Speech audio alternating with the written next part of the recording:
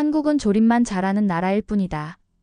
2024년 어느 겨울날 실리콘밸리 한복판에서 울려 퍼진 이 한마디가 전 세계 기술 생태계를 뒤흔들 줄 누가 알았을까요? 저는 릴리 콜린스입니다. 영국 옥스퍼드에서 태어나 미국 실리콘밸리에서 15년째 글로벌 부품 조달 이사로 일하고 있죠. 세계 최고 수준의 스타트업들과 거래하며 쌓은 자신감으로 가득했던 제가 한국이라는 작은 나라의 기술력 앞에서 무너지고 다시 일어서는 이야기를 들려드릴게요. 이것은 단순한 비즈니스 이야기가 아닙니다. 편견이 얼마나 무서운지, 그리고 진정한 기술의 가치가 무엇인지 깨달은 한 여성의 고백입니다. 저는 늘 자신했습니다. 옥스퍼드에서 공학을 전공하고 MIT에서 MBA를 마친 뒤 실리콘밸리에서 15년간 쌓은 경험이 제 무기였거든요. 특히 글로벌 공급망 관리에서는 누구보다 예리한 눈을 가지고 있다고 생각했습니다. 한국 기술은 과대평가됐어요. 회의실에서 제가 던진 이 말에 동료들이 고개를 끄덕였습니다. 삼성, LG 모두 일본이나 독일 기술을 베껴서 조립만 잘하는 수준이죠. 실제 혁신은 우리가 하는 거예요. 제 책상 위에는 노란색 포스트잇이 붙어 있었습니다. 메이드 인 코리어 투 머치 하이프. 한국산 제품들이 과장된 마케팅으로 성공한다는 제 신념을 담은 메모였어요. 동료들은 이걸 보며 웃곤 했고 저 역시 뿌듯했습니다. 그날도 평범한 공급망 회의였어요.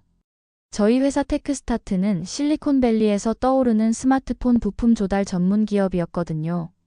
아이폰과 갤럭시에 도전하는 새로운 브랜드를 위해 최적의 부품 조합을 찾는 것이 제 임무였습니다.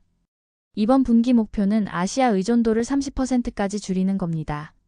제가 프레젠테이션을 시작했어요. 특히 한국 업체 비중을 대폭 축소할 계획이에요. 대체재가 충분하거든요. 그때 인턴 소피가 조심스럽게 손을 들었습니다. 실장님, 그런데 삼성 이미지 센서는 정말 독보적이지 않나요? 이역 화소 기술은 아직 다른 회사가. 소피, 그런 건 마케팅일 뿐이야. 제가 단호하게 말했습니다. 숫자 노름에 속으면 안 돼. 실제 성능은 손이나 독일 업체들이 훨씬 안정적이거든. 회의실 분위기가 제 편이었어요. 모두가 고개를 끄덕이며 제 판단을 신뢰하는 모습이었죠. 15년간 쌓은 제 평판이 한 번의 발언으로 흔들릴 리 없다고 생각했습니다. 한국 업체들은 가격 경쟁력은 있지만 핵심 기술은 결국 서구권에서 나온 거예요. 제가 확신에 찬 목소리로 덧붙였어요. 우리는 더 본질적인 파트너를 찾아야 합니다. 그 순간 소피가 다시 말했어요. 하지만 실장님, 최근 삼성에서 이미지 센서 단종 가능성을 시사하는 내부 정보가 있다는데. 설마 그런 일이. 제가 코웃음을 쳤습니다. 한국 회사들은 항상 그런 식으로 협상력을 높이려고 하잖아. 우리가 그런 수에 넘어갈 순 없어요. 사실 그때의 저는 한국이라는 나라 자체를 과소평가하고 있었어요. 6.25 전쟁 이후 70년 만에 이룬 기적적 성장을 단순한 운이라고 치부했고 K-팝이나 드라마의 성공도 일시적 유행이라고 봤거든요. 하지만 제가 몰랐던 것은 한국인들의 DNA에 새겨진 완벽함에 대한 집착이었습니다. 그들은 기술을 단순한 도구가 아닌 자존심의 문제로 여겼고 품질에서 타협하지 않는 문화를 가지고 있었어요. 회의가 끝나고 저는 만족스러웠습니다. 다음 분기에는 한국 업체 의존도를 크게 줄이고 더 안정적인 파트너들과 손잡을 수 있을 거라고 확신했거든요. 그런데 바로 다음 날 제 인생을 완전히 바꿀 소식이 날아왔습니다. 2024년 12월 15일 오전 9시. 평범한 월요일이 될 줄 알았던 그날이 제 인생의 전환점이 되리라고는 꿈에도 몰랐습니다. 실장님, 대변사예요. 소피가 숨을 헐떡이며 제 사무실로 뛰어왔어요.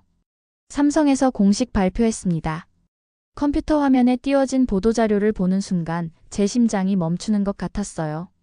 삼성전자 모바일용 고화소 이미지 센서 생산 중단 검토. 2025년 1분기부터 단계적 공급 축소 예정. 단 한 문장이었습니다. 하지만 이 한 문장이 전 세계 스마트폰 생태계를 뒤흔들고 있었어요. 제 휴대폰이 미친 듯이 울리기 시작했습니다. 중국 샤오미, 미국 스타트업들, 심지어 유럽 브랜드들까지. 모두가 패닉 상태였어요. 릴리, 삼성 센서 없이 어떻게 하지? 샌프란시스코의 한 스타트업 CEO가 전화를 걸어왔습니다. 우리 신제품 출시가 6개월 연기될 수도 있어. 그때까지도 저는 대수롭지 않게 생각했어요. 진정해요, 존. 대체제가 얼마나 많은데. 손이나 옴니비전으로 바꾸면 되잖아요. 하지만 현실은 달랐습니다. 제가 자신있게 말한 대체제들을 하나하나 검토하기 시작하자 충격적인 사실들이 드러났거든요. 첫 번째 대안이었던 소니 센서는 가격이 삼성보다 40%나 비쌌어요. 게다가 공급 여력도 부족했습니다. 두 번째 옵션인 옴니비전은 야간 촬영 성능이 삼성 대비 현저히 떨어졌고요. 이상해요. 제가 혼잣말을 했습니다. 분명히 다른 대안이 있을 텐데. 하지만 조사를 깊이 할수록 절망적인 현실만 드러났어요. 삼성이 세계 최초로 개발한 2억 화소 이미지 센서는 정말 독보적이었습니다. 경쟁사들은 아직 1억 화소도 제대로 상용화하지 못한 상태였거든요. 더 충격적인 건 고객들의 반응이었어요. 삼성 센서를 사용하던 중국 브랜드들의 리뷰 점수가 급락하기 시작한 거예요. 소비자들이 직접 차이를 느끼고 있었습니다. 왜 카메라가 이렇게 흐릿해졌지? 밤에 사진 찍으면 노이즈가 너무 심해요. 삼성 센서로 돌아가세요. 온라인 커뮤니티는 불만의 목소리로 가득했어요. 그제서야 저는 깨달았습니다. 제가 마케팅 과장이라고 치부했던 삼성의 기술이 실제로는 소비자들이 체감할 수 있는 진짜 차이를 만들고 있었다는 걸요. 주식시장도 요동쳤습니다. 삼성 센서에 의존도가 높은 중국 스마트폰 업체들의 주가가 일제히 하락했고 반대로 소니와 같은 경쟁사들의 주가는 급등했어요. 제가 담당하던 프로젝트들도 연쇄적으로 흔들리기 시작했습니다. 신제품 개발이 중단되고 출시 일정이 무기한 연기되고 일부 스타트업들은 아예 사업 모델을 바꿔야 하는 상황에 몰렸어요. 릴리, 솔직히 말해서 삼성 없이는 게임이 안 돼. 테크 업계의 거물 중 한 명이 제게 전화를 걸어왔어요. 우리가 그동안 얼마나 그들에게 의존하고 있었는지 이제야 깨닫고 있어. 그날 밤 저는 잠을 이룰 수 없었습니다. 제 책상 위에 포스트잇이 비웃는 것 같았어요. 메이드 인 코리어 투 머치 하이프라고 적힌 그 쪽지가 이제는 어리석은 편견의 증거처럼 보였거든요. 다음 날부터 저는 미친 듯이 대안을 찾기 시작했습니다. 전 세계 이미지 센서 업체들과 연락을 취하고 기술 스펙을 비교하고 샘플을 요청했어요. 하지만 결과는 예상보다 훨씬 절망적이었습니다. 이게 정말 삼성과 같은 성능이라고요? 제가 격앙된 목소리로 물었습니다. 독일의 한 센서 업체에서 보내온 샘플을 테스트한 결과였어요. 야간 촬영에서 노이즈가 심하고 AI 기반 이미지 처리 속도도 현저히 떨어졌습니다. 죄송합니다, 미스 콜린스. 저희도 최선을 다했지만 상대방의 목소리에서 당황스러움이 느껴졌어요. 그때까지 제가 테스트한 대체 센서만 10개가 넘었습니다. 일본, 독일, 대만, 심지어 미국 업체까지. 하지만 결과는 모두 실망스러웠어요. 가장 충격적이었던 것은 소비자들의 반응이었습니다. 삼성 센서 대신 다른 업체 제품을 사용한 스마트폰들의 온라인 리뷰를 보면서 저는 정말 절망했어요.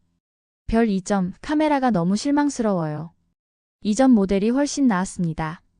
별 1점, 밤에 사진 찍으면 정말 못 봐줄 수준이에요. 삼성 센서로 돌아가 주세요.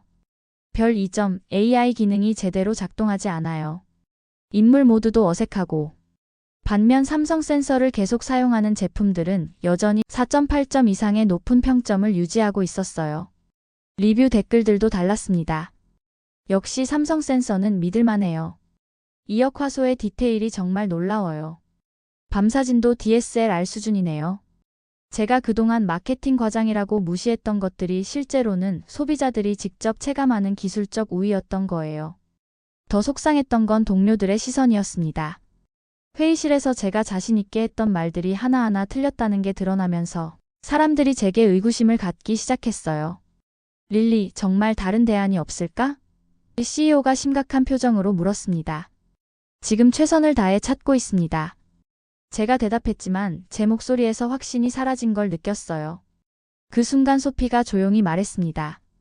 실장님, 차라리 삼성과 직접 대화해보는 건 어떨까요? 삼성과? 제가 당황했어요. 그들이 우리 같은 작은 회사와 대화할 리 없어. 하지만 내심으로는 다른 생각이 들었습니다. 정말 다른 선택지가 없다면 제 자존심을 꺾고라도 삼성과 협상해봐야 하는 건 아닐까 하는 생각 말이에요. 그날 밤 저는 홀로 사무실에 남아 삼성에 대해 다시 조사하기 시작했습니다. 그동안 제가 얼마나 피상적으로만 알고 있었는지 깨달았어요. 삼성의 이미지 센서 연구 개발 기간은 평균 2년이었습니다. 단일 제품을 위해 1만 회 이상의 테스트를 거쳤고 품질 검증 과정만 6개월이 걸렸어요. 이건 단순한 조립이 아니라 진짜 기술 혁신이었습니다. 더 놀라운 건 그들의 기술 철학이었어요. 기술은 타협이 아니라 신념이다라는 한 삼성 엔지니어의 인터뷰를 읽으면서 저는 충격을 받았습니다. 제가 그동안 얼마나 오만했는지, 얼마나 편견에 사로잡혀 있었는지 깨닫는 순간이었어요. 한국이라는 나라와 삼성이라는 기업을 완전히 잘못 이해하고 있었던 거예요. 새벽 2시가 넘어서야 저는 집으로 돌아갔습니다. 거울 속 제 모습은 초라해 보였어요. 15년간 쌓아온 자신감이 며칠 만에 산산조각 나는 기분이었습니다. 하지만 동시에 묘한 호기심도 생겼어요. 한국이라는 나라가, 삼성이라는 회사가 도대체 어떤 철학으로 이런 기술을 만들어내는 걸까 하는 궁금증 말이에요. 삼성과의 미팅을 잡아보겠습니다. 제가 CEO에게 말했을 때 회의실 분위기가 싸해졌어요. 정말 그렇게까지 해야 할까? 마케팅 담당자가 의아해했습니다. 삼성이 우리 같은 중소기업과 만나주겠어? 솔직히 저도 확신이 없었어요. 하지만 다른 선택지가 없었거든요. 지난 2주 동안 전 세계 이미지 센서 업체들을 모두 검토했지만 삼성을 대체할 만한 곳은 정말 없었습니다. 예상대로 첫 번째 연락은 거절당했어요. 죄송합니다. 현재 새로운 거래처는 받지 않고 있습니다. 삼성의 담당자가 정중하지만 단호하게 말했어요. 하지만 저희는 실리콘밸리의 주요 스타트업들과 제가 설명하려 했지만 상대방은 이미 전화를 끊었습니다. 그때 제 대학 동문인 켄 리가 생각났어요. 그는 MIT에서 박사과정을 마치고 현재 실리콘밸리의 한 투자회사에서 일하고 있었거든요. 한국계 미국인인 그와는 종종 기술 트렌드에 대해 이야기를 나누곤 했습니다. 켄, 삼성과 연결해 줄 수 있을까? 제가 간절한 목소리로 부탁했어요. 릴리, 무슨 일이야? 너는 항상 한국 기술을 무시했잖아. 켄이 의외라는 표정으로 물었습니다. 지금은 그럴 때가 아니야. 정말 절실해. 켄이 잠시 침묵하더니 말했어요. 알겠어. 하지만 그 전에 한 가지 물어볼게. 너는 삼성을 단순한 부품 공급업체로 보고 있지? 그게 문제야. 무슨 뜻이야? 한국 사람들은 기술을 철학으로 만들어. 특히 삼성은 더 그렇지. 그들에게 이미지 센서는 단순한 부품이 아니라 비전을 현실로 만드는 도구라고 생각해. 켄의 말이 제 마음에 와닿았어요. 그동안 제가 얼마나 피상적으로 생각했는지 깨달았거든요. 이틀 후 켄이 연락을 해왔어요. 삼성 미국 법인의 김상훈 이사와 미팅을 잡았어. 하지만 조건이 있어. 어떤 조건? 단순한 거래 제한이 아니라 진정한 파트너십에 대해 이야기해야 해. 그들은 돈으로만 움직이지 않거든. 미팅 당일 저는 긴장했어요.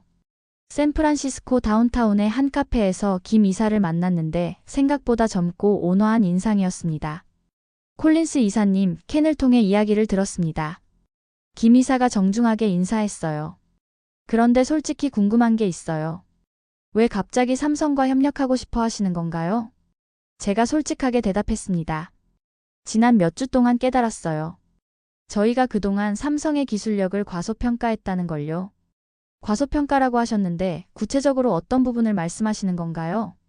이미지 센서를 단순한 부품으로 봤어요. 하지만 이제 알겠습니다. 삼성에게는 그 이상의 의미가 있다는 걸요.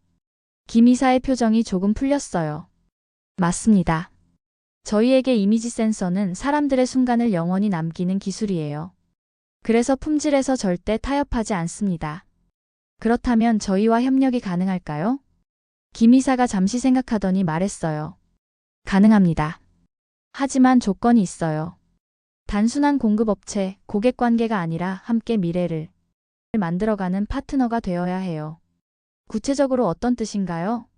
한국에 직접 오셔서 저희 연구소를 보시고 저희가 어떤 철학으로 기술을 만드는지 이해하셔야 해요. 그리고 나서 진정한 협력 방안을 찾아보죠. 제가 망설였어요. 한국까지 가야 한다니 예상보다 큰 조건이었거든요. 그때 김 이사가 덧붙였습니다. 릴리 씨, 기술의 진정한 가치는 숫자가 아니라 그것을 만드는 사람의 마음에서 나와요. 한국에 오시면 그걸 직접 느끼실 수 있을 겁니다. 카페를 나서면서 저는 결심했어요. 제 편견을 완전히 버리고 한국이라는 나라와 삼성이라는 기업을 진정으로 이해해보겠다고 말이에요. 그것이 제 인생을 완전히 바꿀 여행의 시작이었습니다. 2025년 1월 저는 생전 처음으로 한국 땅을 밟았습니다. 인천국제공항에 도착한 순간부터 제가 가진 선입견들이 하나씩 무너지기 시작했어요. 이게 정말 한국이야? 제가 혼잣말을 했습니다. 공항 자체가 하나의 작품 같았어요. 세련된 디자인, 완벽한 시설, 그리고 무엇보다 모든 것이 정확하고 효율적으로 돌아가고 있었습니다. 저는 런던 히드로 공항이나 뉴욕 JFK 공항보다 훨씬 인상적이라고 느꼈어요. 서울로 향하는 기차 안에서 바라본 풍경도 놀라웠습니다. 현대적인 도시와 전통이 절묘하게 조화를 이루고 있었거든요. 고층 빌딩들 사이로 보이는 고궁들, 첨단 기술과 오랜 역사가 공존하는 모습이 정말 신기했어요. 한국 분들은 어떻게 이런 균형을 유지하는 걸까? 저는 창밖을 바라보며 생각했습니다. 숙소에 도착해서 김상훈 이사에게 연락을 드렸어요. 다음날 삼성연구소 방문 전에 서울 시내를 좀 둘러보겠다고 했더니 그가 특별한 제안을 해왔습니다. 젊은 개발자들과 먼저 만나보시는 게 어떨까요? 그들의 이야기를 들어보시면 한국 기술의 진짜 정신을 이해하실 수 있을 겁니다. 강남의 한 카페에서 20대 후반의 개발자 3명을 만났어요. 이준호, 박민지, 김태영이라는 이름의 젊은이들이었습니다. 안녕하세요. 실리콘밸리에서 오셨다고 들었어요. 준호가 밝게 인사했어요. 영어를 정말 유창하게 하더라고요. 한국 젊은이들이 이렇게 영어를 잘한다니 놀라워요. 제가 감탄하자 민지가 웃으며 대답했습니다. 저희는 어릴 때부터 글로벌을 꿈꿔왔어요. 하지만 이제는 한국에서도 충분히 세계와 경쟁할 수 있다고 생각해요. 정말요? 그 자신감은 어디서 나오는 건가요? 태영이 진지한 표정으로 말했어요. 저희는 기술을 돈벌이 수단으로 보지 않아요. 자존심으로 봅니다. 우리가 만든 기술로 세상 사람들이 더 나은 경험을 할 수 있다면 그게 바로 저희의 보람이거든요. 이 말이 제 마음에 깊이 와닿았어요. 실리콘밸리에서는 주로 혁신이나 수익성 같은 단어들을 많이 쓰는데 자존심이라는 표현은 정말 한국적이구나 하는 생각이 들었습니다. 그럼 삼성 같은 대기업에서 일하는 게 꿈이세요? 제가 물었어요. 꼭 대기업이 아니어도 돼요. 준호가 대답했습니다. 중요한 건 정말 좋은 기술을 만드는 일이에요. 사용자가 와, 이거 정말 잘 만들었네라고 말할 수 있는 그런 제품을 만들고 싶어요. 민지가 덧붙였어요. 저희 할아버지 세대는 가난했어요. 아버지 세대는 열심히 일해서 부자가 됐고요. 그런데 저희 세대는 그냥 부자가 되는 게 목표가 아니에요. 우리만의 것을 만들어서 세계에 인정받고 싶어요. 그 순간 저는 깊은 감동을 받았습니다. 이 젊은이들의 눈빛에서 단순한 야망이 아닌 진정한 자부심과 열정을 느꼈거든요. 한국이 70년 만에 이렇게 발전한 이유를 알 것 같아요. 제가 감탄하며 말했습니다. 어떤 이유요? 태영이 궁금해했어요. 기술을 자존심으로 여기는 문화 때문인 것 같아요. 단순히 남의 것을 베끼는 게 아니라 더 나은 것을 만들겠다는 의지 말이에요. 3명의 젊은 개발자들이 환하게 웃었어요. 맞아요. 그게 바로 한국인의 DNA예요. 그날 밤 호텔 방에서 저는 긴 시간 생각에 잠겼습니다. 제가 그동안 한국에 대해 가진 편견들이 얼마나 잘못된 것이었는지 깨닫고 있었어요. 한국은 제가 상상했던 조립 국가가 아니었습니다. 이곳은 고유한 철학과 문화를 바탕으로 세계 최고 수준의 기술을 만들어내는 진정한 선진국이었어요. 내일 삼성연구소에서 무엇을 보게 될지 정말 기대됐습니다. 삼성연구소에 도착한 순간 저는 압도당했습니다. 건물 자체도 인상적이었지만 무엇보다 그곳에서 일하는 사람들의 분위기가 달랐어요. 윤세진 박사님을 소개해 드릴게요. 김상훈 이사가 50대 중반의 온화한 인상의 남성을 소개했습니다. 저희 이미지 센서 개발을 총괄하고 계세요. 콜린스 이사님, 멀리서 오시느라 고생하셨습니다. 윤 박사가 정중하게 인사하며 말했어요. 오늘 저희가 어떤 마음으로 기술을 만드는지 보여드리겠습니다. 첫 번째로 안내받은 곳은 테스트 실험실이었어요. 거대한 공간에 수백 대의 정밀 장비들이 설치되어 있었습니다. 이 센서 하나를 만들기 위해 몇 번의 테스트를 거치나요? 제가 물었어요. 최소 1만 회입니다. 윤 박사가 담담하게 대답했어요. 더 정확히 말하면 완벽해질 때까지 계속 테스트해요. 1만 회라고요? 제가 놀라서 되물었습니다. 그럼 개발 기간이 정말 오래 걸리겠네요. 2년입니다. 하나의 이미지 센서를 완성하는데 평균 2년이 걸려요. 옆에 있던 젊은 연구원이 말했어요. 하지만 그만큼 확신을 갖고 내보낼 수 있죠. 실험실 곳곳을 둘러보며 저는 충격을 받았어요. 모든 과정이 사람의 손으로 이루어지고 있었거든요. 자동화된 장비도 많았지만 최종 품질 검증은 반드시 숙련된 엔지니어가 직접 확인했습니다. 왜 기계가 아닌 사람이 마지막 검사를 하나요? 제가 궁금해했어요. 윤 박사가 미소 지으며 대답했습니다. 기계는 숫자만 봅니다. 하지만 사람은 마음을 봐요. 이 센서로 누군가가 소중한 순간을 촬영할 거라는 걸 생각하면 1%의 아쉬움도 남겨둘 수 없어요. 그 말을 듣는 순간 저는 소름이 돋았습니다. 이건 단순한 제조업이 아니라 장인 정신이었어요. 다음으로 안내받은 곳은 연구개발실이었습니다. 20대부터 50대까지 다양한 연령대의 연구원들이 집중해서 작업하고 있었어요. 저희는 현재 6억 화소 센서를 개발하고 있습니다. 한 젊은 연구원이 설명했어요.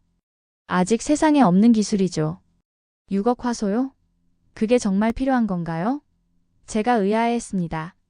지금 당장은 아닐 수도 있어요. 윤 박사가 말했어요. 하지만 10년 후에는 반드시 필요할 기술이에요. 저희는 미래를 위해 오늘 일하고 있습니다. 이 말이 제게 큰 울림을 주었어요. 실리콘밸리에서는 주로 3년 정도의 단기 목표에 집중하는데 여기서는 10년 후를 바라보며 연구하고 있었거든요. 연구실 한쪽에서는 특별한 작업이 진행되고 있었어요. 웨이퍼 2장을 정밀하게 접합하는 과정이었는데 그 섬세함이 예술 작품 같았습니다. 이게 바로 저희의 독창적 기술입니다. 윤 박사가 자랑스럽게 설명했어요. 픽셀과 로직을 분리해서 각각 최적화하고 나중에 완벽하게 결합시키는 거예요. 다른 회사들도 이런 기술을 가지고 있나요? 아직 상용화한 곳은 없어요. 이론적으로는 가능하지만 실제로 구현하기까지는 엄청난 노하우가 필요하거든요. 그때 제가 중요한 질문을 던졌어요. 박사님, 솔직히 물어볼게요. 왜 삼성은 단순히 이익만 추구하는 게 아니라 이렇게까지 품질에 집착하시나요? 윤 박사가 잠시 생각하더니 진지한 표정으로 대답했습니다. 콜린스 이사님, 저희는 부품을 파는 게 아니라 철학을 팝니다. 저희가 만든 센서로 누군가가 첫 아이의 미소를 담고 할머니의 마지막 모습을 기록하고 친구들과의 소중한 추억을 남겨요. 그 순간들이 얼마나 소중한지 알기 때문에 품질에서 절대 타협할 수 없어요. 그 순간 저는 깊은 감동을 받았습니다. 이건 단순한 기술 개발이 아니라 인간에 대한 사랑이었어요. 그렇다면 저희 같은 작은 회사와도 협력이 가능할까요? 제가 조심스럽게 물었어요. 가능합니다. 윤 박사가 단호하게 말했어요. 하지만 조건이 있어요. 저희와 같은 철학을 가져야 해요. 단순히 돈을 벌기 위한 파트너십이 아니라 함께 더 나은 미래를 만들어가는 동반자가 되어야 합니다. 그날 삼성 연구소에서 보낸 시간은 제 인생에서 가장 소중한 경험 중 하나였어요.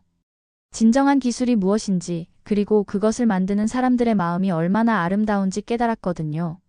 미국으로 돌아가는 비행기 안에서 저는 결심했습니다. 이제 제 회사도 삼성처럼 기술을 철학으로 만들어 보겠다고 말이에요. 샌프란시스코에 돌아온 저는 완전히 다른 사람이 되어 있었습니다.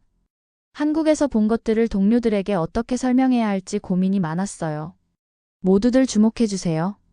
제가 전사회의에서 발표를 시작했습니다. 저희에게 새로운 기회가 생겼어요. 삼성과의 파트너십이 가능해졌습니다.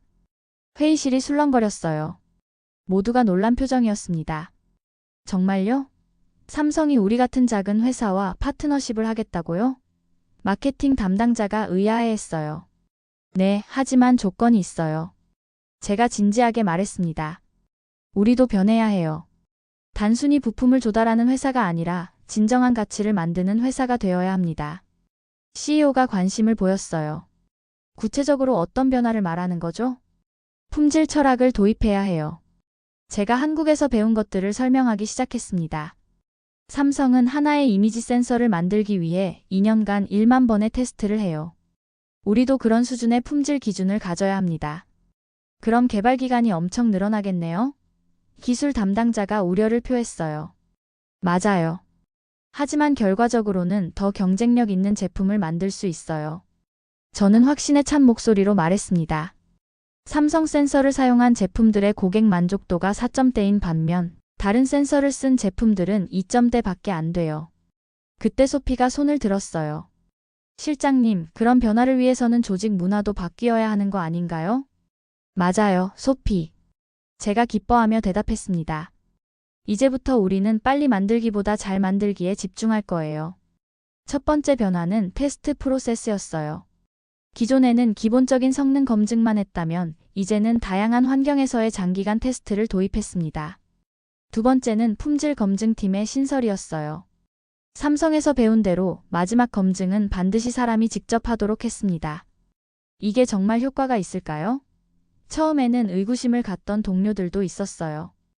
하지만 결과는 놀라웠습니다. 새로운 품질 기준을 적용한 첫 번째 프로젝트에서 불량률이 70%나 감소했거든요. 와, 이게 진짜네요. 품질 담당자가 감탄했어요. 고객 클레임이 거의 제로예요. 더 놀라운 건 고객들의 반응이었어요. 테크스타트 제품은 정말 믿을만해요. 품질이 확실히 달라졌네요. 이제 안심하고 주문할 수 있겠어요. 리뷰 점수도 3.2점에서 4.6점으로 급상승했습니다. 무엇보다 직원들의 만족도가 높아졌어요. 이제 정말 자부심을 갖고 일할 수 있어요. 젊은 엔지니어가 말했습니다. 우리가 만든 제품으로 고객들이 좋은 경험을 할 수 있다니까요. 3개월 후 삼성과의 본격적인 파트너십이 시작됐어요. 단순한 부품 공급이 아니라 공동 R&D 센터를 설립하는 형태였습니다. 이제 우리는 진정한 파트너예요. 김상훈 이사가 계약 체결식에서 말했어요. 함께 미래를 만들어가는 동반자가 된 거죠. 가장 인상적이었던 건 한국식 품질 철학이 우리 회사 전체에 퍼져나간 것이었어요. 다른 부서에서도 한 번에 완벽하게라는 원칙을 적용하기 시작했거든요. 릴리, 정말 고마워요. CEO가 제게 말했어요. 당신이 한국에서 배워온 철학 덕분에 우리 회사가 완전히 달라졌어요. 저도 배운 게 많아요. 제가 대답했습니다. 기술의 진정한 가치가 무엇인지 깨달았거든요. 그날 밤 저는 제 책상 위에 포스트잇을 바꿨어요. 메이드 인 코리어 투 머치 하이프라고 적혀 있던 것을 파워드 바이 코리어로 바꿨습니다. 이제 저는 확신했어요. 한국의 기술 철학이 전 세계로 퍼져나가면 모든 산업이 더 나은 방향으로 발전할 수 있을 거라고 말이에요. 1년 후 저는 제네바에서 열리는 글로벌 품질 혁신 컨퍼런스의 기조연설자로 서 있었습니다. 전 세계 기술 기업들의 CEO와 임원들이 모인 자리였어요. 신사숙녀 여러분, 오늘 저는 여러분께 한국에서 배운 기술 철학에 대해 이야기하고자 합니다. 제가 마이크 앞에서 시작했어요. 청중들의 눈빛이 집중됐습니다. 실리콘밸리의 이사가 한국 기술을 이야기한다니 모두가 궁금해했거든요. 2년 전까지만 해도 저는 한국을 단순한 조립 국가로 여겼습니다. 제가 솔직하게 고백했어요. 하지만 제가 틀렸습니다. 한국은 세계에서 가장 진보된 기술 철학을 가진 나라였어요. 저는 삼성 연구소에서 본 1만 번의 테스트, 2년간의 개발 과정, 그리고 부품이 아닌 철학을 판다는 윤세진 박사의 말을 소개했습니다. 한국 기업들이 추구하는 건 단순한 이익이 아닙니다. 완벽함에 대한 집착, 사용자에 대한 진정한 배려, 그리고 기술에 대한 자부심이에요. 청중들이 숨죽이며 들었어요. 독일 지멘스의 CEO가 고개를 끄덕이고 일본 소니의 임원이 메모를 적고 있었습니다. 저희 회사에서 한국식 품질 철학을 도입한 결과 불량률이 70% 감소했고 고객 만족도는 4.6점까지 상승했습니다. 제가 구체적인 수치를 제시했어요. 그때 한 참석자가 손을 들었어요. 콜린스 이사님, 그런 변화를 위해 가장 중요한 것은 무엇인가요? 마음가짐입니다. 제가 단호하게 대답했어요. 기술을 돈벌이 수단이 아닌 자존심으로 여기는 태도예요. 한국 사람들은 우리가 만든 것으로 세상이 더 나아져야 한다고 생각해요. 컨퍼런스가 끝난 후 수많은 기업들이 저에게 연락을 해왔어요. 한국식 품질 철학을 자신들의 회사에도 도입하고 싶다는 요청이었습니다. 정말 한국 기업들과 파트너십을 맺을 수 있을까요? 프랑스 한 자동차 회사의 CEO가 물었어요.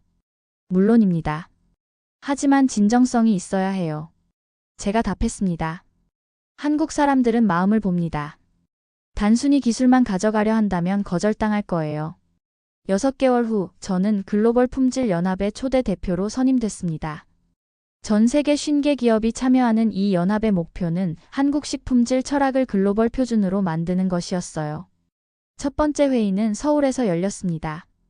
윤세진 박사가 특별 고문으로 참석해 주셨어요. 박사님 정말 감사합니다. 제가 인사드렸어요. 박사님 덕분에 제 인생이 완전히 바뀌었거든요. 콜린스 이사님이 진정성을 갖고 받아들여 주셨기 때문이에요. 윤 박사가 온화하게 미소 지었습니다. 이제 전 세계가 한국의 기술 철학을 배우고 있다니 정말 자랑스럽습니다.